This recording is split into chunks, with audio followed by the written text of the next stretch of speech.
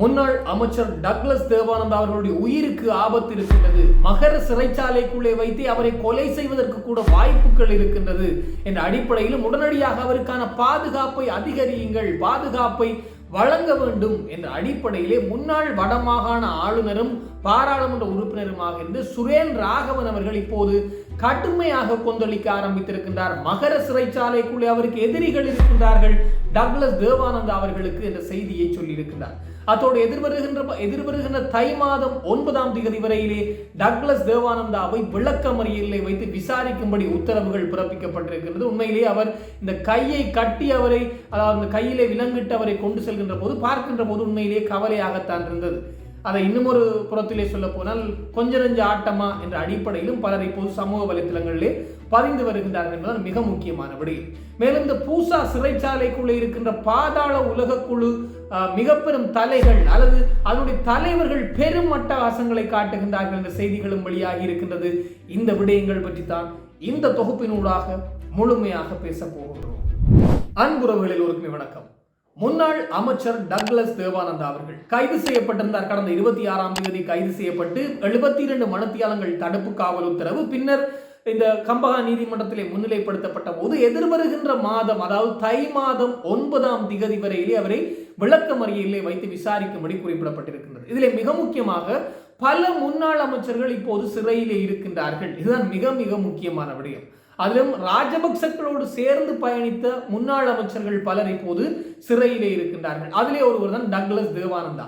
அதோடு முன்னாள் ராஜாங்க அமைச்சராக இருந்த இந்த பிள்ளையானும் கைது செய்யப்பட்டு சிறையிலே இருக்கின்றார். அதோடு இந்த மஹிந்தானந்த அழுத்கமகே, எனவே எல்லோருமே இப்போது இன்னும் ஒரு அமைச்சர் என்று எல்லோருமே சிறையிலே அடைக்கப்பட்டிருக்கின்றார்கள். எல்லோரிடமுமே கடும் விசாரணைகள் நடத்தப்பட்டு கடந்த காலங்களில் செய்த குற்றங்களுக்காகத்தான் சிறை அடைக்கப்பட்டிருக்கின்றார்கள். இதிலே பிள்ளையானை பொறுத்தவரையிலே பார்க்கின்ற போது அதுவும் எல்லா இடமும், அதாவது வஞ்சமே இல்லாமல் வடக்கு கிழக்கு தெற்கு என்ற எல்லா இடத்திலுமே பல அமைச்சர்கள், முன்னாள் அமைச்சர்கள் கைது செய்யப்பட்டு விட்டார்கள் என்பதுதான் மிக முக்கியமான விடயம். பிள்ளையானவர்களை பொறுத்தவரையிலே கிழக்கிலே, அதுவும் கிழக்கு பல்கலைக்கழகத்தினுடைய துணைவேந்தர் ரவீந்திரநாத் அவர்கள் காணாமலாக்கப்பட்ட விடயம் சார்ந்துதான் அவர் கைது செய்யப்பட்டு விசாரணைகள் இடம்பெற்று வருகிறது. உயிர்த்த ஞாயிறு குண்டு தாக்கல் தொடர்பாகவும் அவருக்கு தொடர்பு இருக்கின்றது என்ற அடிப்படையிலே விசாரணைகள் இடம்பெற்று வருவதாக பொதுமக்கள் பாதுகாப்பு அமைச்சர் ஆனந்த விஜயபால சுட்டிக்காட்டியிருந்தார்.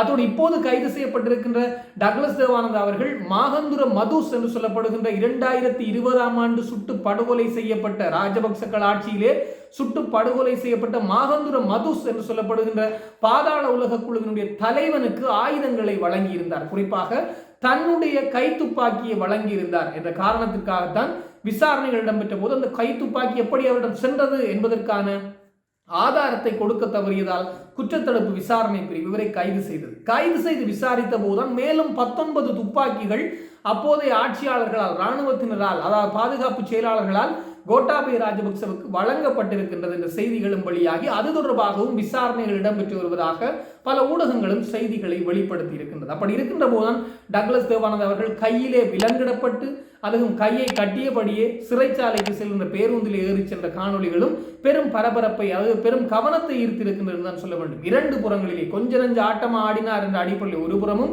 இன்னும் ஒரு புறம் கவலையாக இருக்கின்றது அவரை பார்க்கின்ற போது என்று இரண்டு விதமாக இப்போது சமூக வலைத்தள பேச்சுக்கள் என்பது தீவிரம் பெற்று வருகின்றது. அதோடு சுரேன் ராகவன், முன்னாள் வடமாகாணத்தினுடைய ஆளுநராக இருந்த சுரேன் ராகவன் அவர்கள் இப்போது அதன் பின்னர் பாராளுமன்ற உறுப்பினராகவும் இருந்த தேசிய பட்டியல் நாடாளுமன்ற உறுப்பினராகவும் இப்போது ஸ்ரீலங்கா சுதந்திர கட்சியில் ஒரு மிக முக்கியமான உறுப்பினராக இருக்கின்றார். அவர் இன்றைய தினம் ஸ்ரீலங்கா சுதந்திர கட்சியினுடைய அலுவலகத்திலே வைத்து ஒரு ஊடக சந்திப்பு ஒன்றை நடத்தியிருந்தார். இந்த ஊடக சந்திப்பிலே சுட்டிக்காட்டி இருக்கின்றார், முன்னாள் அமைச்சர் டக்ளஸ் தேவானந்தா அவர்களுக்கு உயிராபத்து இருக்கின்றது, அவருக்கு எதிரிகள் அதிகம், இதற்கு முன்னர் 10 தடவைக்கு மேல் அவர் படுகொலை செய்யப்படுவதற்கு முயற்சிகள் இடம்பெற்றிருக்கிறது, அவரை கொல்வதற்கு. இதிலே முதன்மையான எதிரிகள் விடுதலை புலிகள் தான். எனவே இப்போது இவர் கைது செய்யப்பட்டு மகர சிறைச்சாலையிலே தடுத்து வைக்கப்பட்டிருக்கின்றார் முன்னாள் அமைச்சர் டக்ளஸ் தேவானந்தா. எனவே மகர சிறைச்சாலையிலே 1000 கைதிகளை தான் வைத்திருக்க முடியும், ஆனால் இப்போது 3000 கைதிகள் இருக்கின்றார்கள். எனவே ஒருவேளை டக்ளஸ் தேவானந்தாவுடைய உயிருக்கு ஆபத்து இருக்கின்றது, அதற்குள்ளே வைத்து அவரை படுகொலை செய்வதற்கான வாய்ப்புகள் இருக்கின்றது. இந்த அரசாங்கம் இதனை கருத்திலே எடுக்க வேண்டும். இந்த அரசாங்கம் இதனை கருத்திலே எடுத்து உடனடியாக டக்ளஸ் தேவானந்தா அவருடைய பாதுகாப்பை அதிகரிக்க வேண்டும் என்ற அடிப்படையிலே இப்போது சுரேன் ராகவன் குறிப்பிட்டிருக்கின்றார். ஒருவேளை இப்போதும் அவர் அமைச்சர் என்று நினைத்துக் கொண்டு சொல்கின்றார் தெரியவில்லை. அதாவது அமைச்சர்களுக்கு தான் பாதுகாப்பை வழங்க வேண்டும் அரசாங்கத்தினால், அப்ப அதை நினைத்து கொண்டுதான் இந்த சுரேன் ராகவன் குறிப்பிடுகின்றார் போல் இருக்கின்றது. இந்த முன்னாள் அமைச்சர் டக்ளஸ் தேவானந்தா அவர்களுக்கு பாதுகாப்பை அதிகரியுங்கள் என்ற அடிப்படையில் இப்போது சொல்லி இருக்கின்றார். அதுவும் இவருக்கு உயிராபத்து இருக்கின்றதாம் மகர சிறைச்சாலைக்குள்ளே. எனவே இதை கருத்திலே கொள்ள வேண்டும் என்ற அடிப்படையிலும் சுரேன் ராகவன் இப்போது கொந்தளித்து தள்ளி இருக்கின்றார் என்று சொல்ல வேண்டும். ஒரு ஊடக சந்திப்பை பார்த்திருந்தோம். கொச்சை தமிழிலே அவர் பேசிக்கொண்டே இருக்கின்றார். எனவே இந்த சுரேன் ராகவன் அவர் தமிழர் அவர்கள், ஆனால் தமிழை விட சிங்களத்தை மிகச்சிறப்பாக பேசுவார். ஆனால் தமிழை கொச்சை தமிழிலே தான் வளமையாக அவர் பேசுவது. அதே போன்ற ஒரு கொச்சை தமிழிலே இந்த முன்னாள் அமைச்சர் டக்ளஸ் தேவானந்தா அவர்களுக்கு பாதுகாப்பை அதிகரிக்கும்படி அல்லது பாதுகாப்பை வழங்கும்படியும் அரசாங்கத்திற்கு அழுத்தம் விடுத்திருக்கின்றார். இதில் மிக முக்கியமான விடயம், அரசாங்கத்திற்கு இப்போது கடும் அழுத்தங்கள். இவர் ஊடக சந்திப்பை நடத்தி அழுத்தம் விடுக்கின்றாராம். ஊடக சந்திப்பு கடந்து மறைமுகமாக இந்த அரசாங்கத்திற்கு கடும் அழுத்தங்கள் சென்று கொண்டிருக்கின்றதாம். முன்னாள் அமைச்சர் டக்ளஸ் தேவானந்தா அவர்கள் சார்ந்து நெகிழ்வுத்தன்மை காட்டும்படி அல்லது அவரை விடுவிக்கும்படி கடும் அழுத்தங்கள் சென்று கொண்டிருக்கிறார். இதற்கு காரணம், முன்னாள் அமைச்சர் டக்ளஸ் தேவானந்தாவை கைது செய்தால் இலங்கை இராணுவத்தையே காட்டிக் கொடுப்பதற்கு சமனாக இருக்கும் என்ற உண்மைகள் வெளிவர ஆரம்பித்திருக்கிறது. அது ஏதோ உண்மைதான். காரணம், அப்போது இலங்கை இராணுவத்தினுடைய துணைப்படையாகவே அவர்கள் இந்த யாழ்ப்பாணம் போன்ற பகுதிகளில் செயற்பட்டிருந்தார்கள் என்பது எல்லோருக்கும் தெரிந்ததுதான். எனவே இலங்கை இராணுவத்தினரையே காட்டி கொடுப்பது போன்றிருக்கும் இந்த முன்னாள் அமைச்சர் டக்ளஸ் தேவானந்தா அவர்களை கைது செய்து அவரிடமிருந்து உண்மைகள் வெளிவந்தால், எனவே இந்த துப்பாக்கி விடயம் சார்ந்து இத்தோடு விடுவது நன்று என்ற அடிப்படையிலே பல பௌத்த பிக்குகளும் இந்த அரசாங்கத்திற்கு, குறிப்பாக பாதுகாப்பு அமைச்சர் ஜனாதிபதி அனுகுமார் திசாநாயக்க தரப்புக்கு கடும் அழுத்தங்களை கொடுக்க ஆரம்பித்து விட்டார்களாம். அந்த ஒரு அழுத்தம் தான் இப்போது ஊடக சந்திப்பாக வெளிவந்திருக்கிறது சுரேன் ராகவன் ஊடாக. அத்தோடு இன்னும் பல அழுத்தங்கள் மறைமுகமாக செல்கின்றதாம். முன்னாள் அமைச்சர் சார்ந்து கொஞ்சம் நெகிழ்வுத்தன்மை காட்டும்படி அல்லது முன்னாள் அமைச்சர் சார்ந்து இந்த விடயங்களிலே கொஞ்சம் இலக்கத்தன்மை காட்டும்படி இப்போது குறிப்பிட ஆரம்பித்திருக்கின்றார்களாம். எனவே முன்னாள் அமைச்சர் டக்ளஸ் தேவானந்தா அவர்களை கிண்டினால் அவரிடம் உண்மைகள் வரும் அல்லது உண்மைகளை வெளிக்கொண்டு வர நினைத்தால், உண்மையை சொல்ல போனால் அவர் சேர்ந்து இயங்கியவர்கள், அவர் யாரை சார்ந்து இயங்கினார் என்று பார்த்தால் அது உண்மை அப்பட்டமாக தெரிகின்ற ஒரு உண்மை. அதாவது ராஜபக்சக்களினுடைய ஆஸ்தான கதாநாயகனாக இருந்தவர் தான் வடக்கை சார்ந்த இவர்.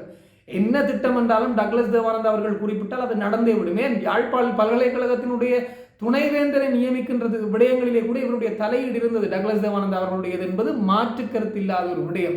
எனவே இப்படி இருக்கின்ற போதுதான் டக்ளஸ் தேவானந்தா அவர்கள் சார்ந்து கொஞ்சம் அழுத்தம் செல்கின்றதாம் இந்த அரசாங்கத்திற்கு என்ற செய்திகளும் தீவிரமாக தென்னிலங்கை பகுதிகளிலே பேச ஆரம்பித்திருக்கின்றார்கள். அதோடு பூசா சிறைச்சாலை விடயமும் தீவிரம் வருகின்றது. குறிப்பாக பூசா சிறைச்சாலையிலே இருப்பது முழுக்க மிக படுமோசமான பாதாள உலக குழுக்களின் தலைவர்கள். கஞ்சா கடத்தல், போதைப் பொருள் கடத்தல், படுகொலைகள், கொலைகள் என்றால் 1-2 கொலைகள் இல்லை, 19 கொலைகள் செய்தவர்கள் கூட அங்கே இருக்கின்றார்களாம்.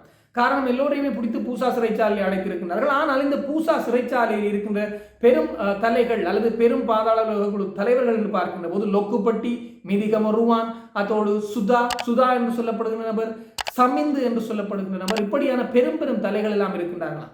நேற்று முன்தினம் இந்த பூசா சிறைச்சாலைக்குள்ளே நடத்தப்பட்ட தீவிர தேடுதலின் போது கிட்டத்தட்ட 100க்கு மேற்பட்ட தொலைபேசிகள், கை தொலைபேசிகள் மீட்கப்பட்டிருக்கின்றதாம். அதுவும் இந்த மிதிகம ருவான் மற்றும் இந்த லொக்குப்பட்டியினுடைய அவர்கள் தங்கியிருக்கின்ற அந்த அறையினுடைய கூரைகளிலே மறைக்கப்பட்டிருந்து 100க்கு மேற்பட்ட தொலைபேசிகள் மீட்கப்பட்டிருப்பதாக சொல்லப்பட்டிருக்கிறது. எனவே 100க்கு மேற்பட்ட தொலைபேசிகள் என்றால் இது எப்படி உள்ளே வந்தது என்று இப்போது தீவிர விசாரணைகளில் ஈடுபட ஆரம்பித்திருக்கின்றார்கள் போலீஸ் விசேட அதிரடிப்படையினர். ஆனால் இப்போது போலீஸ் விசேட அதிரடிப்படையினர் ஒரு குற்றத்தை சுமத்துகின்றார்கள். அங்கிருக்கின்ற சிறைக்காவல் அதிகாரிகள் இதனை தடுப்பதற்கு தவறுகின்றார்கள். அதோடு தொலைபேசி கொண்டு செல்கின்ற போது அதனை அவதானிக்கக்கூடிய இயந்திரங்கள் எல்லாம் செயலிழந்திருக்கின்றது. எனவே சிறைக்காவல் அதிகாரிகளுக்கு கடும் அச்சுறுத்தல் வழங்கப்படுகின்றதாம். குறிப்பாக சிறையிலே காவலுக்கு இருக்கின்ற சிறைக்காவல் அதிகாரிகளுக்கு உன்னுடைய குடும்பத்தை போட்டு தள்ளுவோம், உன்னை போட்டு தள்ளுவோம், வெளியே வந்தால் நாங்கள் எப்படியும் வெளியே வந்து விடுவோம் என்று இந்த பாதாள உலக குழுவை சேர்ந்தவர்கள் கடும் அழுத்தங்களை கொடுக்கின்றார்கள்.